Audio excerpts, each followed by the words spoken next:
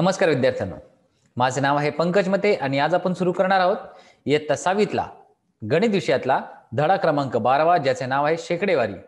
याचा आपण भाग क्रमांक 2 सोडवणार आहोत. या भागात शेकडेवारीवरती काही उदाहरणे आणि सराव संचाला सुरू करू.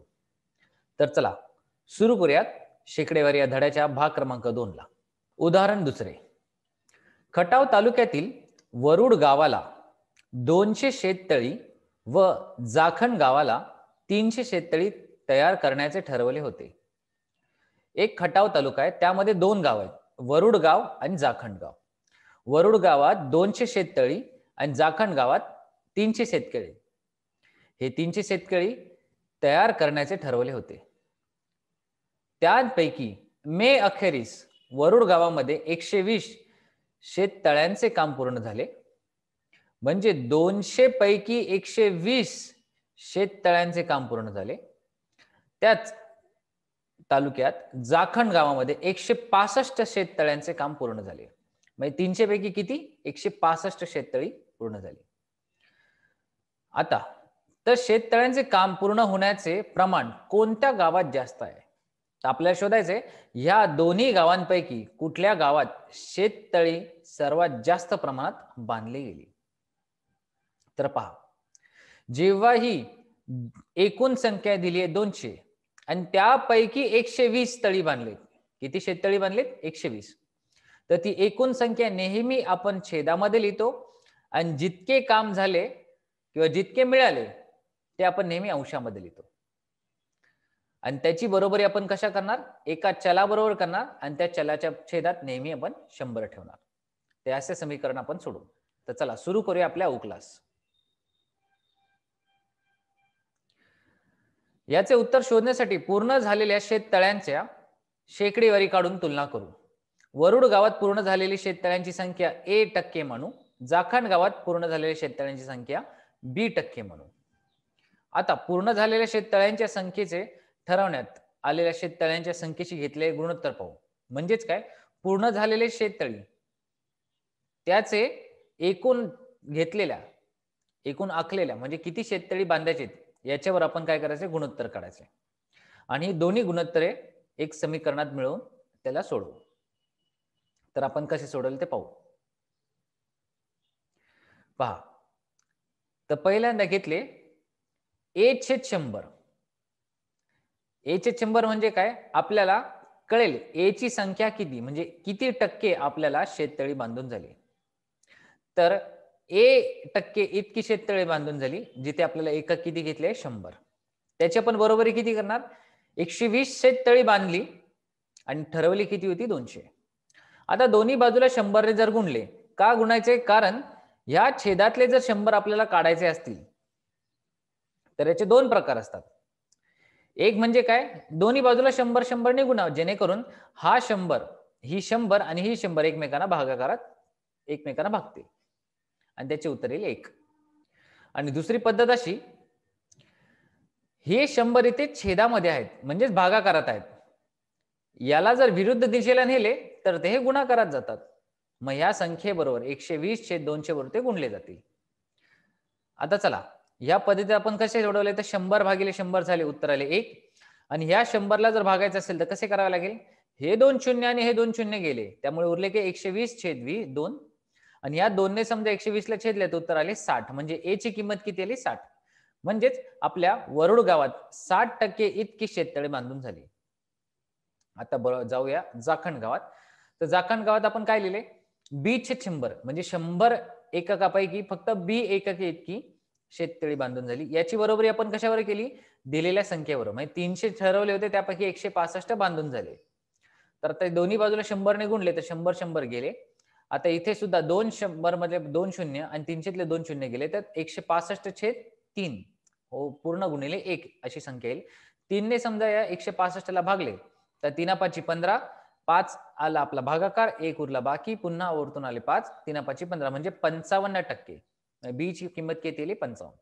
तर दोन्हींची आपण बरोबरी केली तर पहा, A ची किंमत सगळ्यात जास्त. याचा अर्थ काय?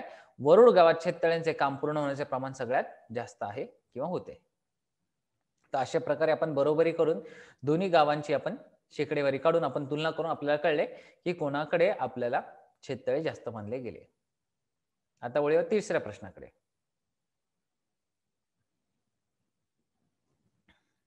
उदाहरण तिसरे. एका शाळेतील 1200 विद्यार्थ्यांपैकी 720 विद्यार्थ्यांना संकलित मूल्यमापनात गणित विषयात अ श्रेणी मिळाली. तर अ श्रेणी मिळालेल्या विद्यार्थ्यांची टक्केवारी किती? पहा, 1200 1200 विद्यार्थ्यांपैकी 720 विद्यार्थ्यांना गणितात अ श्रेणी मिळाली आहे. तर एकूण टक्केवारी किती? तर काय करायचंय, आपल्याला एकूण संख्या दिली 1200, ती जाते छेदात, आणि जी 720 संख्या दिली आहे ती असते अंशात. आणि ह्याची बरोबरी कशा बरोबर करायची? एक चला बरोबर, ज्याच्या छेदात आपण काय लिहिणार? 100, कारण आपल्याला शेकडेवारी काढायची म्हणून. तर चला पाहूया उकल. पहा आपण काय लिहिले. अ श्रेणी मिळालेल्या विद्यार्थ्यांची टक्के असे मानू. मग अ श्रेणी मिळालेल्या विद्यार्थ्यांची संख्या व एकूण विद्यार्थ्यांची संख्या यांचे गुणोत्तर 2 रूपांत लिहून समीकरण मिळवू आणि ते सोडवू. म्हणजे दोघांची बरोबरी करू, दोन्ही समीकरणांची बरोबरी करू, आपण त्याला सोडवू. तर आपण काय लिहिले, a/100 हे झाले टक्के मिळणारे विद्यार्थ्यांची संख्या, आणि बाजूला दिलेत 1200 पैकी 720 विद्यार्थ्यांना आपल्याला काय मिळाले? अ श्रेणी मिळाली. आता इथे दोन्ही बाजूला जर 100 ने गुणले तर हा 100 डाव्या बाजूचा गुणाकारातून भागाकारातला एकमेकांना भाग जातो, म्हणजेच इथे उरते ए. आता उजव्या बाजूला सुद्धा 100 ने भागले तर हे 100 मधले 2 शून्य, 1200 मधले 2 शून्य गेले, तर उरले काय? 720/12. तर 12 ने 720 ला जर भागले तर 12×72 म्हणजे 60 उत्तर आले. याचा अर्थ काय? अ श्रेणी मिळालेल्या विद्यार्थ्यांची टक्केवारी आहे 60 इतकी. म्हणजेच आपण म्हणू शकतो 60% विद्यार्थ्यांना अ श्रेणी मिळाली. आता उदाहरण 4. एका समाजसेवी संस्थेने एका जिल्ह्यातील 400 शाळांपैकी 18% शाळा दत्तक घेतल्या. तर दत्तक घेतलेल्या एकूण शाळा किती? आता इथे पहा, इथे आपल्याला टक्केवारी पहिलेच दिलेली आहे, आणि आता आपल्याला पाहायचे 400 पैकी किती शाळा आपल्या विकत घेतल्या किंवा दत्तक घेतल्या. तर पहा, इथे आपल्याला पहिल्यांदाच 18% इतके दत्तक घेतल्या उत्तर दिलेले आहे. जे आपण a/100 घ्यायचो त्याचे उत्तर आपल्याला पहिलेच दिले आहेत 18/100. आणि आपल्याला डाव्या बाजूला 40 पैकी किती शाळा दत्तक घेतल्या, तर ती संख्या शोधायची आहे. तर ती संख्येला आपण काहीतरी चलाने आपण दाखवूया. तर पहा उकल काय, दत्तक घेतलेल्या शाळांच्या संख्येचे एकूण शाळांच्या संख्येशी असलेले गुणोत्तर 2 प्रकारे मांडून समीकरण सोडवू. आता 18% म्हणजे 100 पैकी 18 शाळा दत्तक घेतल्या. मग एकूण शाळा 400 आहेत, तर त्यापैकी किती शाळा विकत घेतल्या किंवा दत्तक घेतल्या त्याला ए असे म्हणू. मग आपण घेताना काय लिहिणार? a/400 याची बरोबरी करणार 18/100 बरोबर. तर आपण लिहिले a/400 बरोबर 18/100. आता इथले 100 जर काढायचे, इथले जर 400, आता पहा a/400 ते इथले जर 400 काढायचे असेल छेदातले, तर आपल्याला दोन्ही बाजूला 400 ने गुणावं लागेल, कारण हे 400 भागिले 400 उत्तर येणार 1, म्हणजे a गुणिले 1 उरला एच. आता इथे 400 ने भागले तर 400तले 2 शून्य आणि 100तले 2 शून्य गेले, तर 18/1 म्हणजे 18 उत्तर, आणि 18 गुणिले 4 उत्तर 72. म्हणजेच काय, 400 पैकी दत्तक घेतलेल्या शाळांची संख्या आहे 72. तर अशा प्रकारे आपण शेकडेवारी उदाहरणे सोडवतो, ज्यात आपल्याला शेकडेवारी दिलेली असते किंवा शेकडेवारी काढायची असते.